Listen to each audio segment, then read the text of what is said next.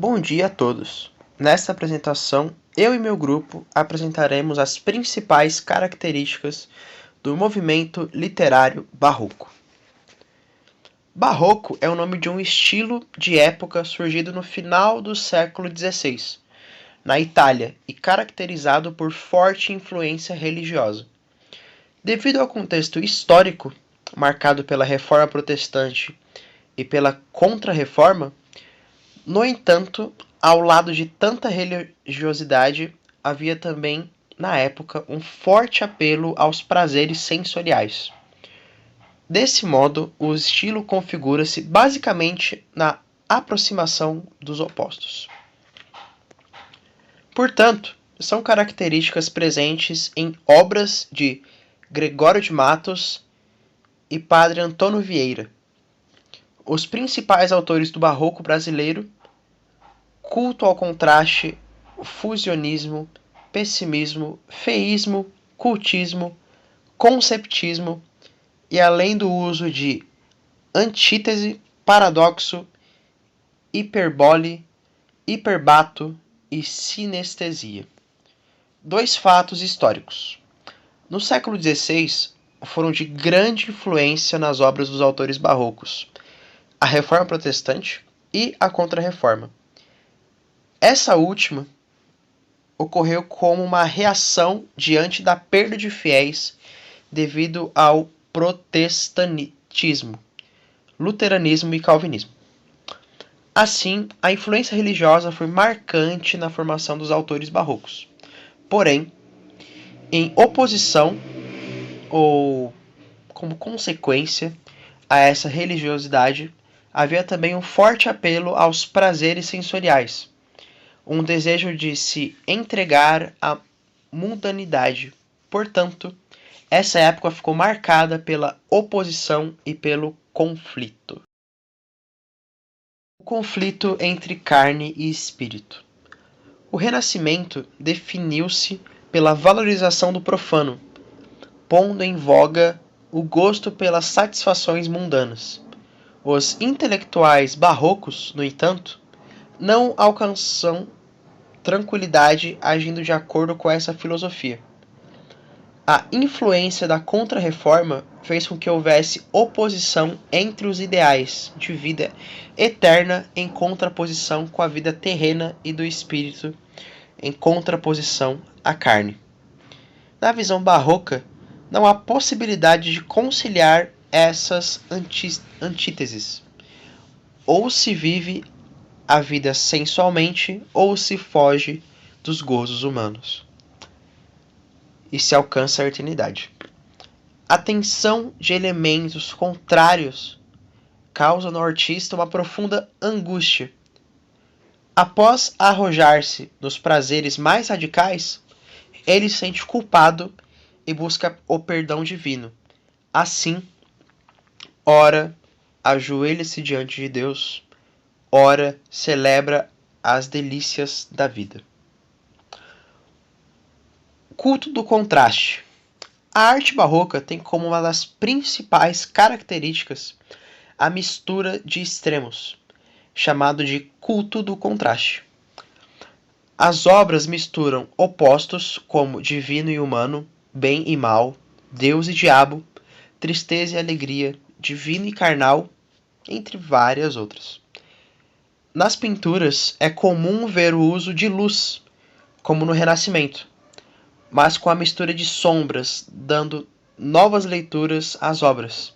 Outra característica que se assemelha ao Renascimento é o culto a elementos da antiguidade. Essa consciência da transitoriedade da vida conduz frequentemente à ideia da morte, tida como a expressão máxima da fugacidade da vida.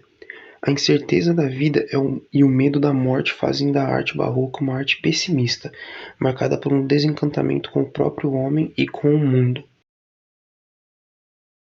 Cultismo e conceptismo foram estilos literários do barroco, movimento da literatura brasileira que se iniciou nos anos 1600. Embora tenham se desenvolvido no mesmo período, cada um deles tinha uma linha de pensamento e características diferentes. A corrente cultista, por exemplo, dá propriedade à construção de imagens, jogos, palavras, como sinonímia e antonímia, uso de figuras de linguagens, principalmente os paradoxos e metáforas, paralelismos, exploração dos sentidos e exploração dos sentidos. A vertente conceptista, por sua vez, tem como característica a construção das ideias. O conteúdo intelectual das obras também se utiliza de artifícios como a comparação e menção a outros textos, e referências à natureza dos vocábulos e relações lógicas. Embora apresentem aspectos diferentes, é possível encontrar particularidades concernentes ao cultismo e conceptismo em um único texto, mas de um modo geral eles se diferenciam em cultismo, questionamento e responder às perguntas das coisas, e conceptismo, reflexão e busca pela essência das coisas. Poesia barroca.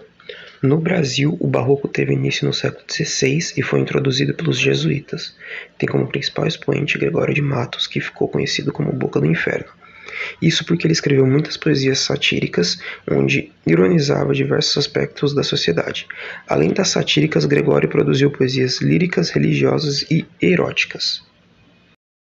Niilismo temático. Niilismo é uma doutrina filosófica que indica pessimismo e ceticismo, extremos perante a realidade ou valores humanos. Num sentido amplo, o niilismo consiste numa atitude de negação ou descrença absoluta em relação a princípios, sejam eles religiosos, morais, políticos ou sociais. Todo o rebuscamento presente na arte e literatura barroca é reflexo dos conflitos dualistas entre o terreno e o celestial, o homem antropocentrismo e Deus teocentrismo, o pecado e o perdão, a religiosidade medieval e o paganismo presente no período renascentista. Na literatura, o barroco consistia em uma corrente literária marcada pela virtuosidade da linguagem e refinamento das palavras. É marcada por uma sintaxe elaborada, com jogos de palavras e utilização habitual do hipérbato. A principal característica do barroco literário é o uso de antíteses, metáforas e paradoxos na poesia. Eram recursos usados para expressar o sentimento nos versos exagerados, onde a forma era bem mais trabalhada que o próprio conteúdo, com grande aproveitamento das hipérboles. A prosa barroca era baseada na valorização dos detalhes, linguagem rebuscada, dramática e exagerada, uso de figuras de linguagem, antítese, paradoxo, hipérbole e metáforas, cultismo ou gongorismo. Racionalismo, nascido de uma livre interpretação das formas clássicas, o estilo representava uma oposição ao racionalismo do Renascimento, que primava pela harmonia e simplicidade, ou seja, atuava numa época marcada pela dualidade, o teocentrismo medieval e o antropocentrismo do renascentismo. Há um tom lamurioso no barroco, um lamento pela mudança perpétua das coisas, bem como uma cautela com a efusão renascentista, que colocava o homem no centro do universo e propunha um novo paradigma para a época. No Brasil, as manifestações artísticas barrocas na arquitetura, na pintura e na música surgem no século XVIII, na região de Minas Gerais, em razão da exploração do ouro. Alguns dos representantes dessa época são, na arquitetura, Antônio Francisco Lisboa, o Aleijadinho; na pintura, Manuel da Costa Ataíde, o Mestre Ataíde; na música, José Joaquim Emérico Lobo de Mesquita; e na literatura, os principais autores barrocos do Brasil são Gregório de Matos e Padre Antônio Vieira. As principais poesias barrocas são O Poeta Descreva a Bahia e O Poeta na Última Hora da Sua Vida, de Gregório de Matos; Descrição do Recife, de Bento Teixeira; Que Amor Sigo, de Francisco Rodrigues Lobo; A Ilha de Maré, de Manuel Botelho de Oliveira; e A Morte de F, de Francisco de Vasconcelos.